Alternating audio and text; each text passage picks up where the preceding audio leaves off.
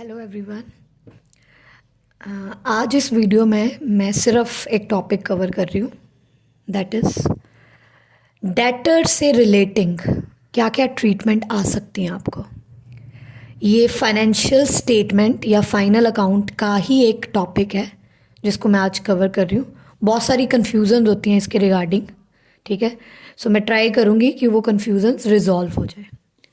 Okay, first thing, आपको question में trial balance given होता है। मेरी जो मेन वीडियो है जिसमें मैंने आपको फाइनेंशियल स्टेटमेंट के बारे में बताया था, उस वीडियो में मैंने आपको बोला है कि जो ट्रायल बैलेंस है उसमें डेबिट और क्रेडिट इस तरह से चीज़ों को क्लासिफाई किया जाता है। तो जो ये डेटर्स होते हैं ये डेबिट में लिखे होते हैं क्योंकि डेटर की नेचर है एसेट, तो ये अकाउंटिंग के अकॉर्डिंग डेबिट होते हैं। इनका कुछ ना कुछ अमाउंट लिखा होगा यहाँ पे, suppose it is 1 lakh. Debtor होते कौन है? डेटर वो कस्टमर्स हैं जिनको उधार पर, उधार का मतलब क्रेडिट, क्रेडिट पर सेल करी है मैंने। ये एसेट क्यों है? क्योंकि पैसे लेने हैं इनसे, पैसे लेने हैं, तो ये हमारा एसेट है। अब 1 लाख रुपए के डेटर्स हैं मेरे पास ट्रायल बैलेंस में, इसका मतलब है मैंने ₹1,00,000 लेना है। इसके साथ ही ट्रायल बैलेंस में आपको देखने को मिलेगा बैड डेट, बैड डेट्स 5,000। अब ये बैड डेट्स क्या है? बैड डेट वो डेटर्स हैं, वो डेटर्स जिनसे पैसे नहीं मिलेंगे।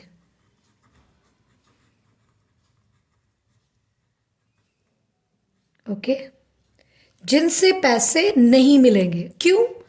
हो सकता है कोई पर्सन है वो इंसॉल्वेंट हो गया हो। इंसॉल्वेंट मतलब जिसके पास पैसे ही नहीं है देने को, ठीक है। तो बैड डेट, अब ट्रायल बैलेंस में जो बैड डेट्स हैं इसका मतलब क्या होता है? इसका मतलब है कि ये जो 1 लाख है ना, इस 1 लाख में से ये 5,000 माइनस हो चुके हैं। इस पॉइंट को ध्यान से समझना। ट्रायल बैलेंस में जो बैड डेट दिए हैं इसका मतलब है वो डेटर के अकाउंट में से लेस हो चुके हैं। इसका मतलब मेरे एक्चुअल में डेटर 1,05,000 के थे, 5,000 के मुझे पता लग गए पैसे नहीं आएंगे, तो मेरे डेटर 1 लाख है और 5,000 कहाँ चले गए? बैड डेट में, ठीक है। सो इसकी ट्रीटमेंट कैसे करते हैं इन दोनों चीज़ों की? एक तरफ हमारे पास प्रॉफिट एंड लॉस अकाउंट है which is the part of trading account, trading के साथ ही बनता है। हम ये जो बैड डेट हैं जो ट्रायल बैलेंस में शो किए हैं इनको P&L में टू बैड डेट डाल देते हैं क्योंकि ये बिजनेस का लॉस है 5,000। और दूसरी तरफ जो बैलेंस शीट है हमारी, उस बैलेंस शीट में हम एसेट साइड पे डेटर्स लिख लेते हैं 1 lakh. The simple rule is जो भी चीज ट्रायल बैलेंस में है उसकी एक ट्रीटमेंट होगी। बैड डेट लॉस है P&L में चला जाएगा, डेटर एसेट है बैलेंस शीट में आ जाएगा। पर इसके अलावा कुछ और ट्रीटमेंट्स होती हैं, पहले उनको क्लियर करते हैं। क्वेश्चन में वो चीजें हमें नीचे दी होती हैं ट्रायल बैलेंस के बाद, जिसको हम एडजस्टमेंट्स बोलते हैं। एक बार फिर से बताती हूँ, एडजस्टमेंट का मतलब वो चीज़ें जिनकी एंट्रीज अभी हमने रिकॉर्ड नहीं करी है, जिसको हमने रिकॉर्ड करना है। एडजस्टमेंट मतलब टू बी रिकॉर्डेड, जिसको रिकॉर्ड करना है। रिकॉर्ड करना है तो मतलब उसके 2 इफेक्ट्स मिनिमम होंगे। 2 इफेक्ट्स, जैसे हम लोग अपनी अकाउंट्स की स्टार्टिंग में पढ़ते हैं कि कोई भी ट्रांजैक्शन है उसके मिनिमम 2 इफेक्ट होते हैं, डेबिट और क्रेडिट। तो एडजस्टमेंट्स भी 2 इफेक्ट करती हैं। फर्स्ट एडजस्टमेंट, अगर एडजस्टमेंट में बैड डेट्स दिए हैं 1000 के, इसका मतलब है ये बैड डेट साल के लास्ट में हुए हैं, हमने इनको डेटर के अकाउंट में माइनस नहीं किया हुआ है। इसकी अकाउंटिंग एंट्री क्या होती है बैड डेट्स की? What is the journal entry for bad debt? Bad debt debit, bad debts debit to debtor. तो ये 1000 अभी हमने ट्रीट नहीं करे हैं, इनको ट्रीट करेंगे। इसके 2 इफेक्ट होंगे। 2 इफेक्ट मतलब बैड डेट को ये इंक्रीज करेंगे और डेटर को ये डिक्रीज करेंगे। तो इस 1000 की क्या ट्रीटमेंट होगी? ये पुराने वाले बैड डेट्स में हम इनको एडिशनल बैड डेट भी बोल देते हैं, हम इनको फर्दर बैड डेट्स भी बोल देते हैं। 1000 रुपीज डेटर को, बैड डेट को ये इंक्रीज करेंगे और डेटर को ये रिड्यूस करेंगे 1000।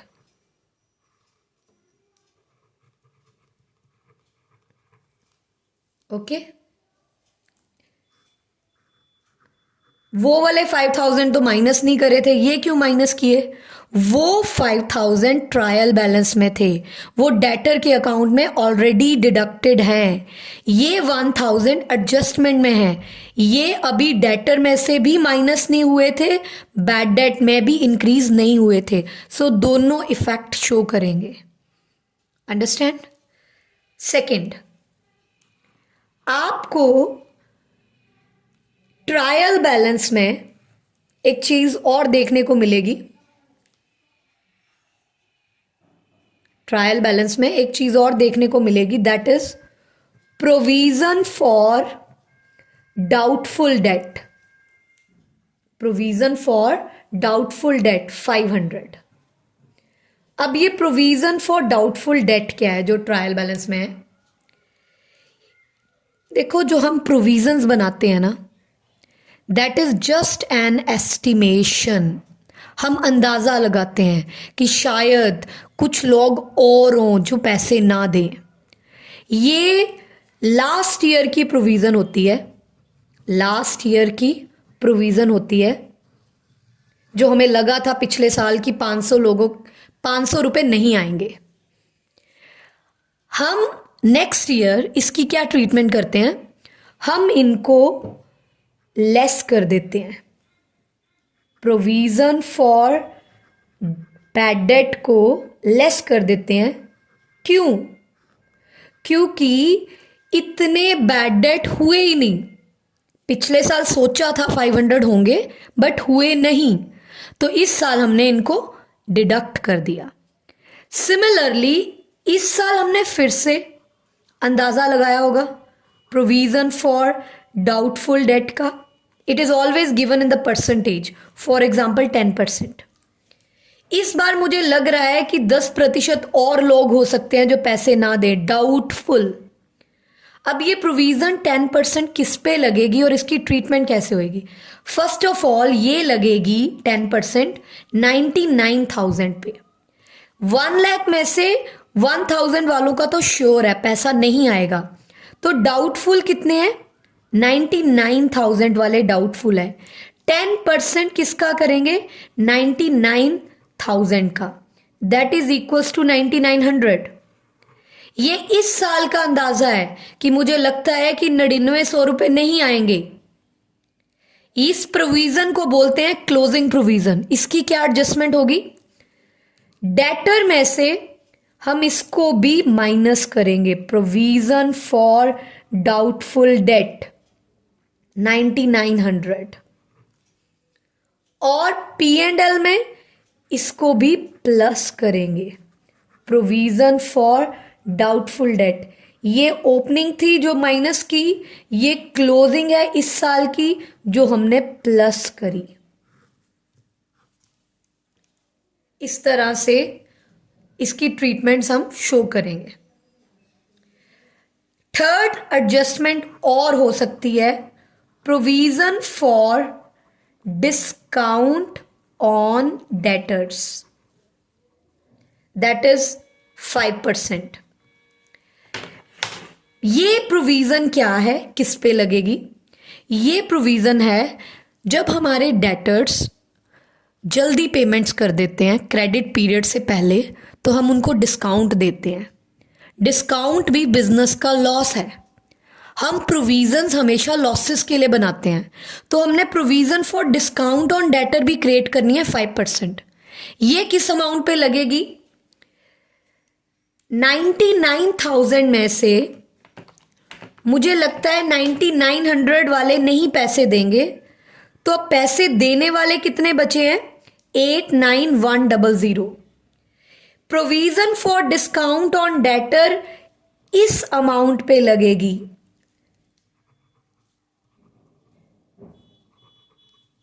89100 पे, 89100 पे 5%, दैट इज 4455। इसकी भी ट्रीटमेंट सेम, डेटर में से डिडक्ट होगी प्रोविजन फॉर डिस्काउंट 4455, और यहां पे हम प्लस भी कर सकते हैं, नहीं तो अलग करके भी लिख सकते हैं, provision for discount on debtors 4455। इसको फाइनल ऐड और लेस करके 5000 प्लस 1000 6 माइनस 500 प्लस 9900 15400 बाहर डालेंगे, और इधर 89100 में से 4455 डिडक्ट करके 84645 बाहर डालेंगे।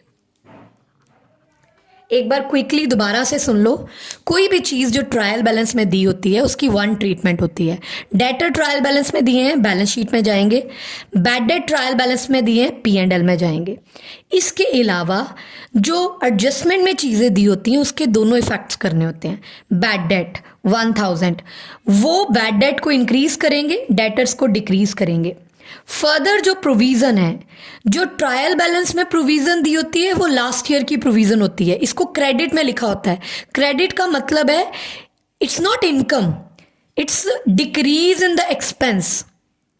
क्रेडिट में लिखा है, इनकम नहीं है ये, डिक्रीज इन द एक्सपेंस। तो इसकी वन ट्रीटमेंट हम क्या करते हैं, बैड डेट में माइनस कर देते हैं।